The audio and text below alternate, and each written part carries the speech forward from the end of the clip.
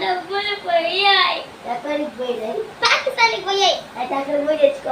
ఎవరు తావు పాకిస్తాన్కి పోలేదు. ఎవరు ఎత్తుకెళ్ళిపోయారు. ఇంత దొంగతనం చేశారు. అయితే వాళ్ళ పేరు చెప్పు. ఇప్పుడే వాళ్ళు మళ్ళీ నడి రోడ్డు కీర్చుకొని వచ్చేస్తా. చెప్పు. వాడి పేరు గణిత చిత్రేష్ అంట. నా పేరు పెట్టుకొని నువ్వే వెంట దొంగతనం చేసినావు కదరా. వెంట దొంగతనం చేసినావు. ఇప్పటి నుంచి ఇంట్రెస్టింగ్ గా ఉండే వీడియోస్ నీ ముందర తెస్తా.